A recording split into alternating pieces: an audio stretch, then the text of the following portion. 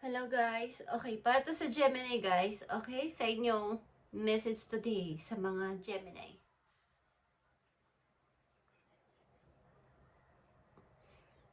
Okay, Gemini, this is for you. Tignan natin ang mahalagang message for you today sa mga Gemini. Isang mahalagang message for you, Gemini. Para to sa inyo. Okay, ano man itong message sa inyo is para to sa iyo, okay? Knight of Swords. I'm ready. Kahit ano pa mangyari is ready ako dito. Walang makakapigil sa akin. Sino mang magpa-delay nito is kaya kong talunin or something na kayo may planong gawin, desisyonan, but may mga abala sa paligid is inyong hindi nyo mapapatawad or something na kaya ninyong puksain. Okay? Hindi kayo magpapadelays o mga pang-abala sa paligid. Plano na hindi mapipigilan ng sino man ka. Kung may pipigil sa inyo ay wala kayong pakialam kung mayroon kayong masaktan o mayroon kayong plano umalis ng ilan sa inyo guys. Plano ninyong lumayo muna kasama ang isang person. Okay, Gemini, tingnan natin ang Knight of Swords para sa inyo. Knight of Swords.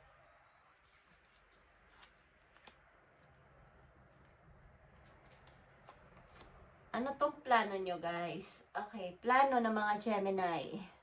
Queen of Cups is here. Page of Cups and Three of Wands. Okay. Something na ang ilan sa inyo ay dealing o involved sa mas bata sa inyo o mas matanda sa inyo. At walang makakapigil sa plano na to na paglayo o pagsama sa person na to.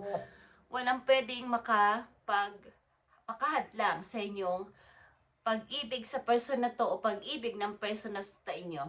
Walang pwedeng makahadlang. Okay? Ang sino man ang hahadlang dito is kaya ninyong talunin or ipaglaban ng tao na to sa kanya. Sa kanila. Okay, tingnan natin to, Gemini. Planong, mga desisyon at inyong action nito. Guys, at mga seryoso kayong gawin ito sapagkat kaya nyo tong ipaglaban. Wala kayong pakialam kung kayo ay may masaktan sapagkat mahal nyo ang person na to. Maaaring matanda ito sa inyo o mas bata ito sa inyo. Aliman dito ang inyong edad is may dalawa ditong Six of Swords, guys. Paglayo kasama ang isang person,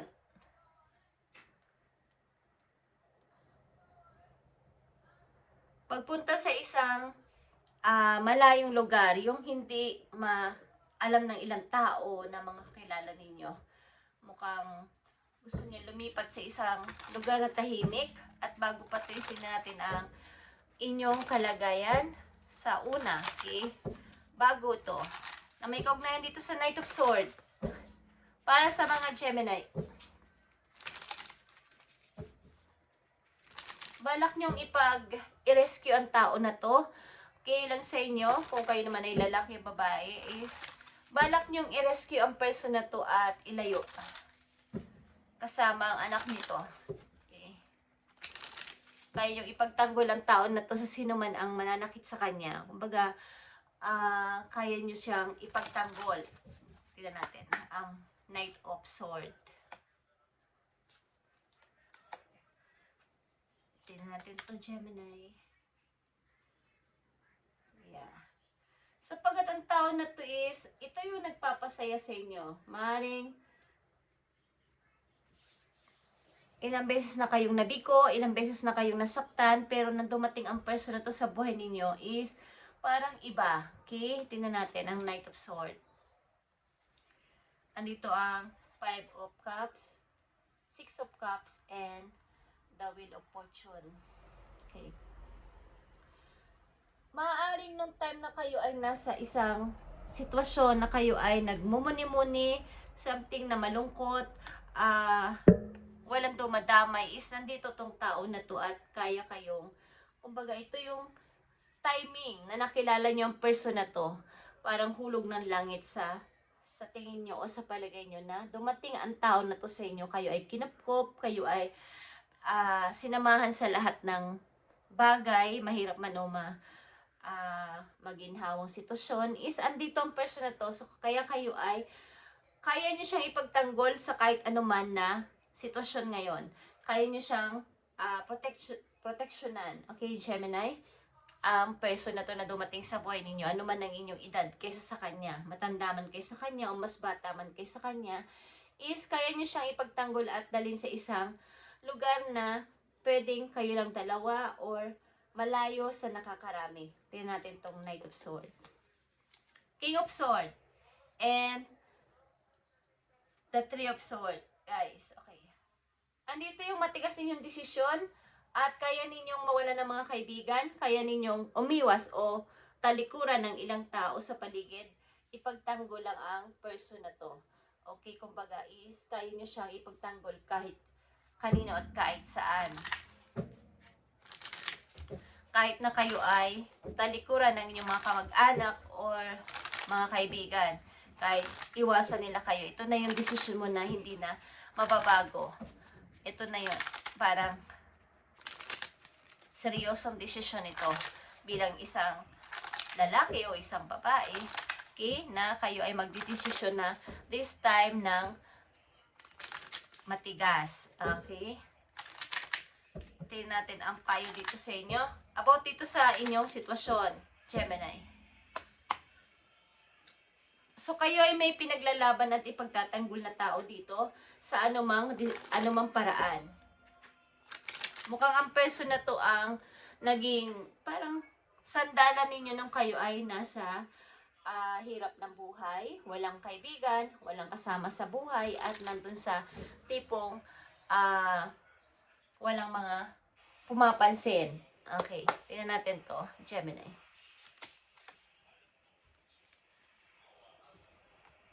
Instead of pushing yourself so hard, stop, breathe, and evaluate. You are doing enough, Gemini. Even if it doesn't feel like it, don't wear yourself out to the point of it is not worth it.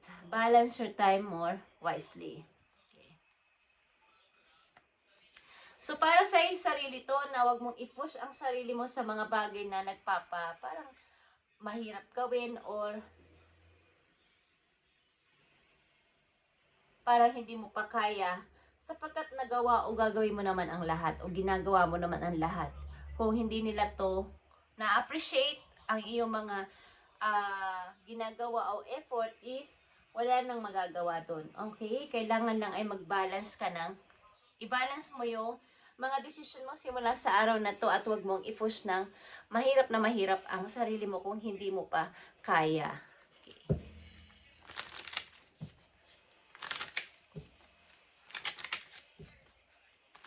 Ilan sa inyong Gemini din na nandito ay isang anak, okay, o isang ina na nagmamahal lang sa sarili ninyong anak para magkaroon ng i-comfort.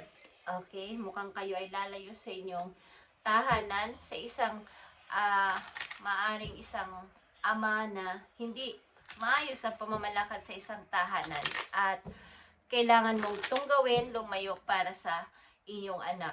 Okay, ilan Gemini nandito? Ang ilan sa inyo ay ipagtatanggol ang isang person, ano man ang inyong gap sa edad, is ipagtatanggol nyo to kahit na kayo ay layuan ng mga tao. Is kaya nyo ipagtanggol ang person na to sa kanila. At gagawin nyo lahat para ilayo ang person na to. Okay, ilan sa inyo naman dito ay isang ina na nagmamahal lang sa anak. At kaya nyo siyang ialis sa sitwasyon na nagpapahirap sa inyong mag-ina. Okay? Tingnan natin ang payo dito sa inyo ng inyong spirit animals, Gemini.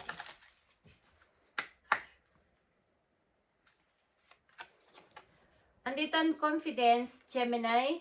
You are encouraged to disconnect from the physical or materialistic plan and move to the spiritual realm. You have a deep spiritual connection, Gemini, which you must mustn't ignored. You are in the bank of transformation in your divine purpose may be revealing itself. Okay, meron kayong na-realize na meron akong dapat na isang tabi ngayon at i-focus ang sarili ko sa bagay lang sa inyo ay hindi ko alam kung kayo missionary, something nagbo-volunteer, nakikipaglaban about sa may kinalaman sa spiritual connection. Guys, involved kayo dito o kasali kayo sa mga organization na ganito, ilan sa inyo. At kaya ninyong mawala ang ilang mga tao sa buhay ninyo na maaaring pinipigilan ng inyong pag-service na ganito, pagsiservisyo na ganito sa mga tao. At kaya ninyong mawala ng mahal sa buhay, mga tao hindi hindi sang-ayon sa inyong ginagawa, kaya ninyo silang alisan o lumipat sa isang lugar na tahimik at doon lang kayo sasama sa tao na kayo ay pinapakinggan. Okay, kayo ay kayang paniwalaan sa inyong paniniwala na to. Maaaring tatalikuran nyo ang inyong kahit na kayo ay may kaya sa buhay o yung mga material na bagay is kaya ninyong isakripisyo para sa mission nyo na to. Okay, ilan sa inyo, Gemini na nandito sa reading, is maaaring mayroong ibang paniniwala sa inyong sarili na ito yung gusto kong mangyari. At kaya kong mawala ng mga kaibigan, kaya kong mawala ng minamahal na tao kong hindi payag sa ganito kong paniniwala. Okay.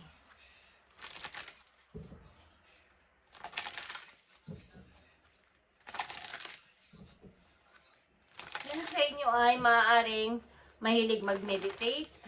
Okay. Mahilig kayong sa mga may kinalaman sa spiritual na bagay is doon kayo nakafocus sa ngayon. At marami kayong gusto mangyari na doon sa mga tahimik kayong lugar pumunta. Yung mga taong hindi nakikiayon sa inyong gusto ay kaya ninyong talikuran. Okay. Gemini, this is for you. Tingnan natin. Step into your power. Okay. At ito ay first quarter moon in Aries. Something guys, kayo talaga ay merong natuklasan sa inyong sarili na may iba kayong gustong gawin sa buhay. Bukod sa pamilya na inyong sangkutan sa ngayon. Maaring may lalayuan kayong isang lugar at pupunta sa tahimik na place kasamang isang person na naniniwala sa inyong mga nasimulan. Okay, at kasama nyo maybe ang inyong anak dito. Okay guys. Nung time na kayo ay nandito sa sitwasyon na kayo nahihirapan at mayroong mga nang-iwan sa inyo, is may isang tao lang dito na maaaring tumulong at nagsuporta sa inyo.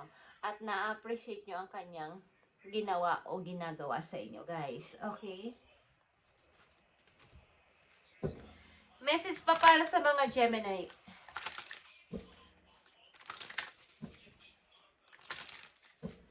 Handa niyong tanggapin ang mga taong tatalikod sa inyo at kaya ninyong mapag-isa. Kaya ninyong mamuhay mag-isa. At ito yung inyong desisyon, guys. Maaaring sasama kayo sa isang person na kahit hindi nyo kasing edad is yung naniniwala sa inyong ginagawa sa ngayon. Tignan natin ang inyong message pa dito. Gemini.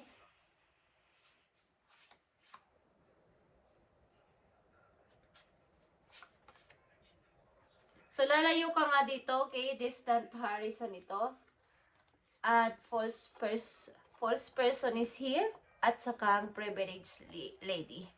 Okay. Maaaring kayo ay na-involve sa isang tao na kayo ay kumbaga, hindi naniwala o kayo ay niloko.